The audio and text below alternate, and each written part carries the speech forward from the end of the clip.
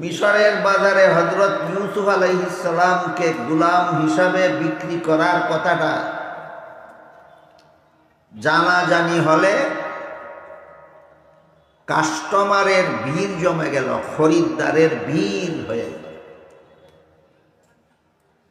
এক পর্যায়ে মিশরের প্রধানমন্ত্রীও এই তথাকথিত গোলামকে কেনার জন্য সেখানে হাজির। যেই জমানার কথা বলা হচ্ছে, সেই জমানায় মিশরের রাজার নাম ছিল রাজ্জান, আর রাজার উজিরে আজম, আগের জমানার ভাষায় উজিরে আজম বলা হইতো, আজকালকার ভাষায় প্রধানমন্ত্রী বলা হয়। মিশরের প্রধানমন্ত্রীর নাম ছিল কিতফির, মিশরের রাজার নাম ছিল রাজ্জান, আর প্রধানমন্ত্রীর নাম ছিল কিতফির, কোন কোন বিবরণ মতে ইতফির। এই প্রধানমন্ত্রী কিতফির, তার স্ত্রীর নাম ছিল জুলাইখা। তারা নিঃসন্তান দম্পতি ছিল, তাদের কোনো সন্তানাদি ছিল না। এই প্রধানমন্ত্রী কিতফিরও হযরত ইউসুফ আলাইহিস সালামকে গোলাম হিসাবে কেনার জন্য বাজারে উপস্থিত হল। গতকাল বলা হয়েছে, খরিদ্দারদের এত চাহিদা এবং ভিড় দেখে ব্যবসায়ী কাফেলার লোকেরা কত বিক্রি করবে বলে না, শুধু বলে তোমরা কে কত মূল্যে কিনতে পারবে বলে। যেই যত মূল্যে কিনবে বলে তারা বলে এই মূল্যে বিক্রি করবে। এর চেয়ে বেশি মূল্যে যে কিনতে বলে তারা বলে এই মূল্যে বিক্রি করবে। কেউ যদি জিজ্ঞাসা করে তাহলে কত মূল্যে তোমরা বিক্রি করবে তা বলো, বলে তাও বলবো না, তোমরা বলতে বলতে যখন আমাদের পছন্দসই মূল্য দেখব তখন আমরা বিক্রি করব। এই অবস্থায় প্রধানমন্ত্রী কিতফির এই তথাকথিত গোলামের মূল্য দিতে স্বীকার হইল। কি শুনেন, ছেলের শরীর ওজন করে এই পরিমাণ ওজনের স্বর্ণ, আরো এই পরিমাণ ওজনের রূপা, আরো এই পরিমাণ ওজনের রেশমি কাপড়, আরো এই পরিমাণ ওজনের মেশকে আম্বর, এই চারটা মূল্য দিবে বলে স্বীকার করল প্রধানমন্ত্রী কিতফির। মুফাসসিরিনে কেরামের বিবরণ মতে হযরত ইউসুফ আলাইহিস সালামের বয়স তখন কত ছিল এই ব্যাপারে বিভিন্ন বিবরণে বিভিন্ন পরিমাণের উল্লেখ আছে। তার কারণ হইল, আমাদের বর্তমান যুগের মতো লোকেরা তাদের সন্তানদের জন্ম তারিখ যেভাবে লিখে রাখে, আগের জমানাত এরকম জন্ম তারিখ লিখে রাখা হইত। কাজেই কাদের বয়স অনুমান করে বলা হইতো, হিসাব করে বের করা হতো। তাই এক একজনের হিসাব মতে হযরত ইউসুফ আলাইহিস সালামের বয়স এক এক রকম সাব্যস্ত হয়েছিল। এর এই ভিত্তিতে বিভিন্ন তফসিরের বিবরণে হযরত ইউসুফ আলাইহিস সালামের বয়স তখন বিভিন্ন পরিমাণ উল্লেখ আছে। এর মধ্যে একটা বিবরণে উল্লেখ আছে তখন হযরত ইউসুফ আলাইহিস সালামের বয়স ছিল 7 বছর। আমরা ধারাবাহিকভাবে ঘটনাটা বুঝে নেওয়ার জন্য এই বিবরণটাই আপাতত ধরে নেই যে হযরত ইউসুফ আলাইহিস সালাম যখন বিক্রি হলেন গোলাম বলে, 10 ভাইয়ের মাধ্যমে ব্যবসায়ী কাফেলার কাছে যখন বিক্রি হলেন, আর ব্যবসায়ী কাফেলা যখন তাকে মিশরের বাজারে আবার বিক্রয়ের জন্য উপস্থিত করল, তখন তার বয়স ছিল 7 বৎসর। 7 বৎসরের একটা ছেলে ওজন কি 7 কেজি হবে? না কমপক্ষে 15 কেজি হবে? আমার তো মনে হয় কমপক্ষে 15 কেজি হবে। আমরা বোঝার জন্য আপাতত ধরে নেই এই 7 বৎসর বয়সের ছেলেটার ওজন যদি 15 কেজি হয়, তাহলে 15 কেজি স্বর্ণ, 15 কেজি রূপা, 15 কেজি রেশমি কাপড় আর 15 কেজি মেশকে আম্বর মূল্য সাব্যস্ত করে কাফেলার লোকেরা হযরত ইউসুফ আলাইহিস সালামকে মিশরের প্রধানমন্ত্রীর কাছে বিক্রি করে দিল। এবার হিসাব করে দেখুন, কিনছিল কত মূল্যের দ্বারা আর বেচল কত মূল্যে? মনে আছে কত মূল্যের দ্বারা কিনছিল? 18 দিরহামে 4.5 তোলা ওজনের রূপা, 4.5 তোলা ওজনের রূপার বিনিময়ে কিনেছিল। আর 15 কেজি রূপা, 15 কেজি সোনা, 15 কেজি মেশকে আম্বর, 15 কেজি রেশমি কাপড়ের মূল্যের বিনিময়ে বিক্রি করে।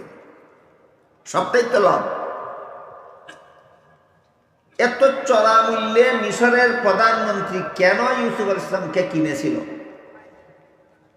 এই প্রশ্নের জবাবে মুফাসসিরিন কেরাম তাফসীরের কিতাবে লিখেছেন, আল্লাহ পাক রব্বুল আলামিন কোন মানুষের চোখে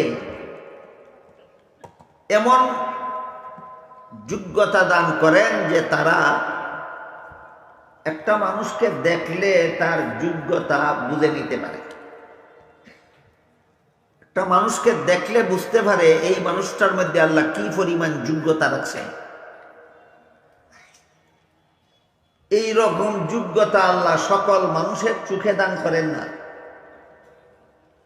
অতি অল্প সংখ্যক মানুষের চোখে আল্লাহ এমন একটা যোগ্যতা দান করেন যে তাদের এই চোখের দ্বারা একটা মানুষকে দেখলেই বুঝে নিতে পারে এই মানুষটার মধ্যে আল্লাহ কি পরিমাণ যোগ্যতা দান করছে।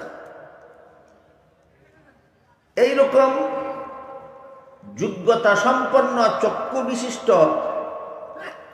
3 জন মানুষের বিবরণ মুফাসসিরিন কেরাম তাফসীরের কিতাবে হযরত ইউসুফ আলাইহিস সালামের ঘটনায় উল্লেখ করেছেন। এর মধ্যে একজন ছিল মিশরের প্রধানমন্ত্রী কিতফির। মিশরের প্রধানমন্ত্রী কিতফিরের চোখে আল্লাহ এমন যোগ্যতা দান করেছিলেন যে এই চোখের দ্বারা একটা মানুষকে দেখলেই বুঝতে পারত তার মধ্যে কি পরিমাণ যোগ্যতা আছে। এই যোগ্যতা বুঝতে পেরেই প্রধানমন্ত্রী এত চড়া মূল্যে বাজার থেকে হযরত ইউসুফ আলাইহিস সালামকে কিনে নিয়েছে।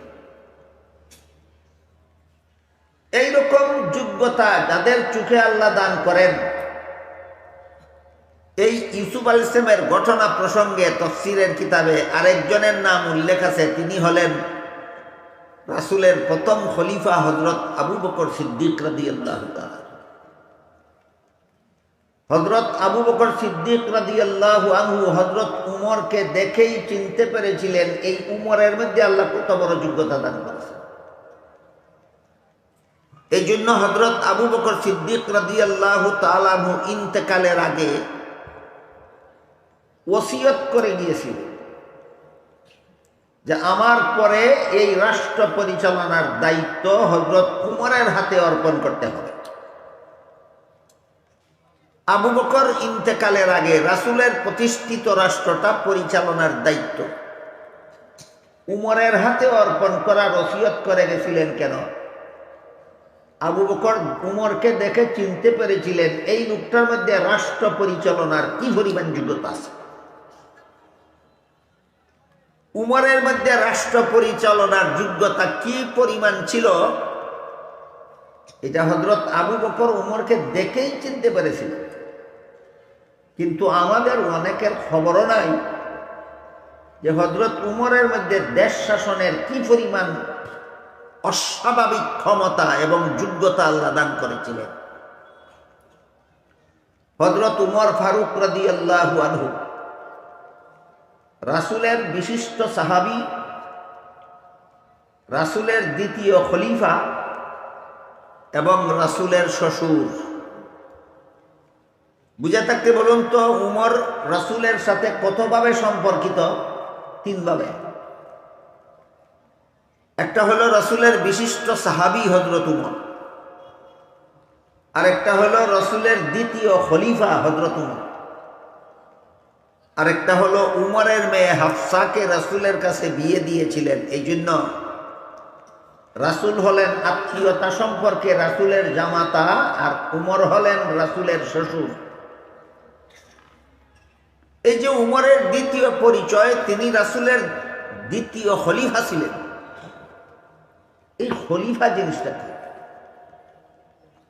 মুহাম্মাদুর রাসূলুল্লাহ সাল্লাল্লাহু আলাইহি ওয়াসাল্লাম 53 বছর বয়সে মক্কা শরীফ থেকে হিজরত করে মদিনা শরীফ যাওয়ার পর সেখানে একটা রাষ্ট্র প্রতিষ্ঠা করেছিলেন, এবং সেই রাষ্ট্র পরিচালনার জন্য পৃথিবীর ইতিহাসের সর্বপ্রথম ব্যক্তি ছিলেন মুহাম্মাদুর রাসূলুল্লাহ, যিনি কোনো রাষ্ট্র পরিচালনার জন্য একটা লিখিত সংবিধান তৈরি করেছিলেন। মুহাম্মাদুর রাসূলুল্লাহ মদিনা রাষ্ট্র প্রতিষ্ঠার আগে দুনিয়ার যত রাজা বাদশারা যত দেশ শাসন করত, তাদের লিখিত কোনো সংবিধান ছিল না। তারা মুখস্থ কিছু নীতিমালার ভিত্তিতে দেশ শাসন করত। বরং অধিকাংশ সময় রাজার মুখ দিয়া যা বাইর হয় এটাই সংবিধান হিসাবে গণ্য। লিখিত কোনো সংবিধান পৃথিবীর কোনো রাজা বাদশাদের ছিল না। পৃথিবীর ইতিহাসে সর্বপ্রথম ব্যক্তি মুহাম্মাদুর রাসূলুল্লাহ সাল্লাল্লাহু আলাইহি ওয়াসাল্লাম, যিনি রাষ্ট্র পরিচালনার জন্য একটা লিখিত সংবিধান তৈরি করেছিলেন। রাসূলের তৈরি করা সেই সংবিধানের নাম ইতিহাসের পাতায় লেখা আছে। সংবিধানটার নাম ছিল মদিনা সনদ। সংবিধানটার নাম ছিল মদিনা সনদ। সেই মদিনা সনদ অনুযায়ী রাসূল দুনিয়াতে যতদিন ছিলেন ততদিন পর্যন্ত মদিনা সনদের বিধিবিধান অনুপাতে আল্লাহ রাসূল তার প্রতিষ্ঠিত রাষ্ট্র পরিচালনা করেছেন। রাসূলের ইন্তেকালের পর রাসূলের প্রতিষ্ঠিত রাষ্ট্র পরিচালনার জন্য রাসূলের স্থলাভিষিক্ত, এই স্থলাভিষিক্তকেই কুরআন হাদিসের ভাষায় খলিফা বলা হয়।